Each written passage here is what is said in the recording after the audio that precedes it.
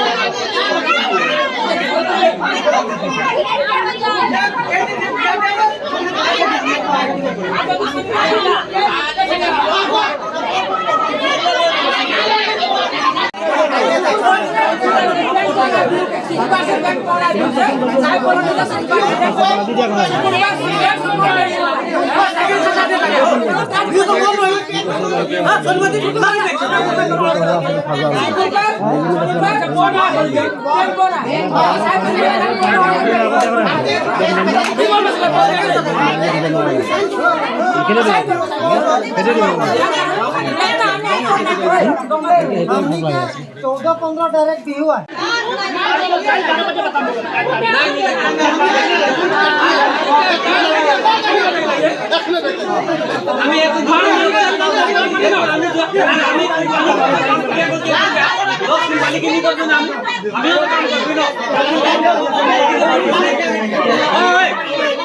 আমি জুমাবো ঠিক আছে আমি জুমাবো ঠিক আছে কোম্পানি আমাকে হাজার দেয় না বলে জুমাবো কালে এগ্রিমেন্ট করব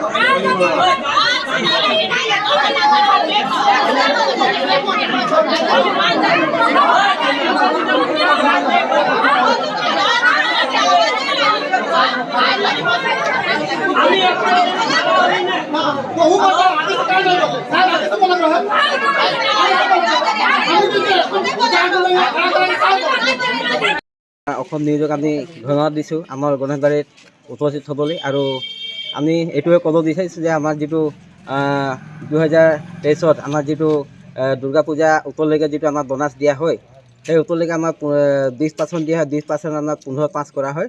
15% আমাৰ দুৰ্গা পূজাত দিয়া হয় আৰু 5% আমাৰ ফাকুৱাত দিয়া হৈছিলে। কিন্তু আমাৰ ৰাইজে অবজেকশ্যন কৰিলে যে আমাৰ যিটো ফাকুৱাত লোৱা হয় সেইটো পইচা আমাৰ একো কামত নাহে।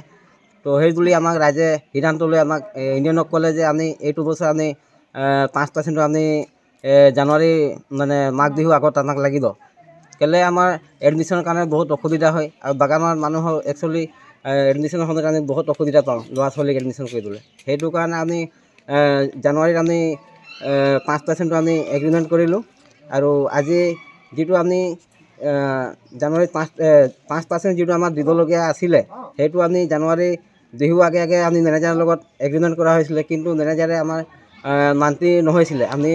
মেনেজাৰে কৈছিলে মই দিৱালী ফাকুৱাত দিম বুলি। কিন্তু আমাৰ এইটো এতিয়া দাবী আমি ল'লোঁ মেনেজাৰৰ লগত যে আমাৰ 12 তাৰিখে বোনাছটো হ'ব লাগে বুলি। তেতিয়া আমাৰ মেনেজাৰো প্ৰতিশ্ৰুতি দিলে যে মই 12 তাৰিখে 5% যিটো বোনাছ আছে মই দি শেষ কৰিম বুলি।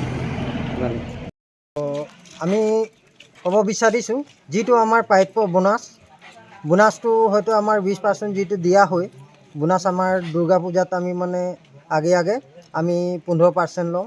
আৰু 5%টো আমাৰ কি হ'ল প্ৰত্যেক বছৰত মানে আমি ফাকুৱাত লৈছিলোঁ। কিন্তু ক'লে যে আমি মানে জানুৱাৰীত ল'ম। জানুৱাৰীত কেলৈ ল'ম, আমাৰ মানে ল'ৰা ছোৱালী চবত মানে এডুকেশ্যন কৰিবৰ কাৰণে আমাৰ মানে সেইটো কৰা হ'ল। সেইটো মতে মানে এগ্ৰিমেণ্ট কৰা হ'ল আমাৰ মানে ACMSত এগ্ৰিমেণ্ট কৰা হ'ল। তাৰপাছত এতিয়া মেনেজমেণ্ট কৈছে মানে দিব নোৱাৰিম, মানে এতিয়া বোনাছখিনি মানে তাত কৈছে যে মানে আমি মানে ফাকুৱাতে দিম।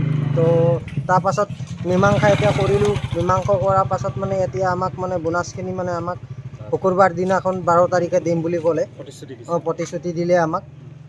আৰু নেক্সট হৈ গ'ল কি যে আহ্বান আমি মানে জনাই দিব বিচাৰিছোঁ যে মেনেজমেণ্টক যে যিটো সেইটো বোনাছৰ বিষয় লৈ যদি কিবা মানে যদি 12 তাৰিখত নিদিয়ে, ইনকেছ যদি নিদিয়ে হ'লে কিবা যদি অঘটন ঘটে বা কোনোবা কিবা কৰে হ'লে দায়িত্ব মেনেজমেণ্টৰ ওপৰত হ'ব। সেইটো বুলি আমি মানে দাবী জনাইছোঁ।